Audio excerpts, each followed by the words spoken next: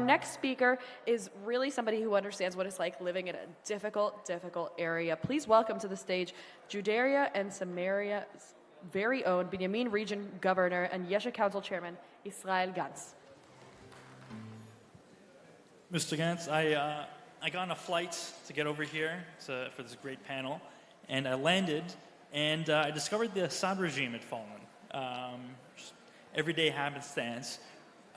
This is one of the most monumental Middle East events since October 7th, probably. What are your thoughts on how this changes the whole region? So I want to start with thank Rabbi Lipsker, the Shul, Eliazur, and the Jerusalem Post for the unique opportunity in the audience here to bring here the voices of the people of Israel during the war. And if I can, one more comment. I am the chairman of Judea and Samaria Council, Yesha Council. During the war, we lost 105 soldiers that fought in the war. About half of them from Binyamin. I had to come with the army to inform the families that they lost the loved one. And I want to use the opportunity from here to send on behalf of all of us condolences to the families and to pray for refuah shlema for the wounded soldiers. About Syria and the changes that we just faced, I think that we have to look about the bigger picture. The bigger picture is that Iran built for years their own proxies, Hamas and Jihad in the center of the state of Israel, in Judea and Samaria, Hezbollah north, and they built a bridge through Iran, Syria, Lebanon to Israel, and through Jordan to the Judea and Samaria. What we see now is that this bridge collapsed. They lost Hamas south, they lost Hezbollah north, and right now they lost Syria.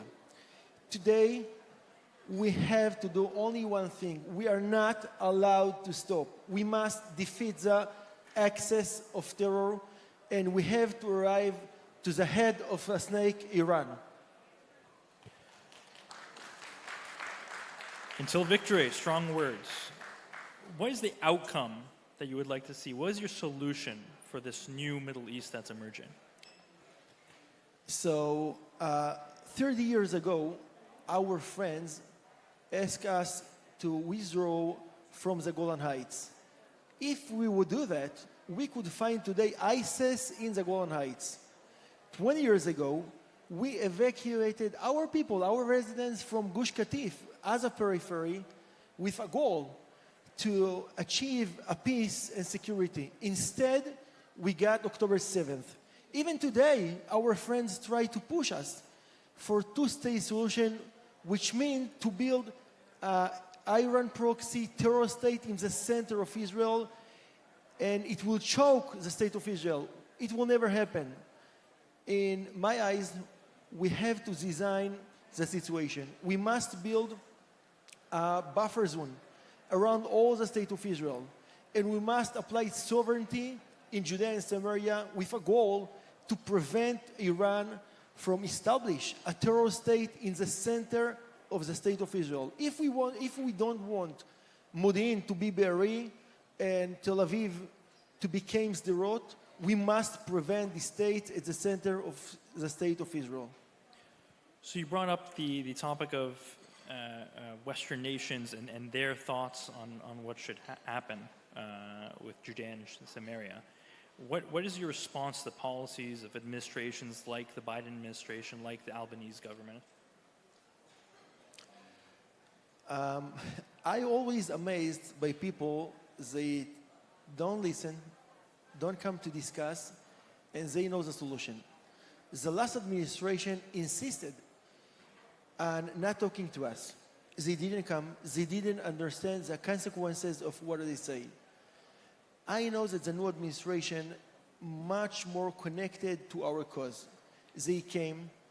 They know the situation on the ground, and I'm sure that you will hear different voices from the new administration. So we're going to see maybe a different voice come into the administration in the White House soon. But now on the stage, you have a chance to speak to all of the United States. What is your message about Judea and Samaria's future that you would like to extend to Americans so they better understand the situation? I want to share with you a story.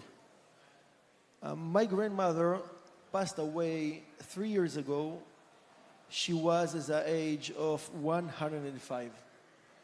After I was elected as a governor, she told me, we prayed for years, we suffered, we did whatever we can to come back to the state of Israel, as now is your turn to continue the process of developing the state of Israel. Today, we are in unique time. We are in unique time that we can make the state of Israel safer. We are in unique times that we can do an historical justice to apply sovereignty as a place where Abraham, Yitzchak, Yaakov, King David, King Solomon, they all walked on this land. And today it's not only historical justice, it's everyone understand that it's a security necessary.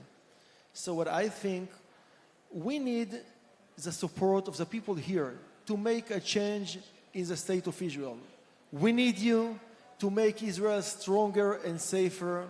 And together, you here in Miami, in the United States of America, the Jews all over the world, with our people, with our brave soldiers that fight our common war, together we will defeat our enemies, and we will win this war, and we will deepen our roots in the state of Israel. Thank you very much, Yisrael. Thank you.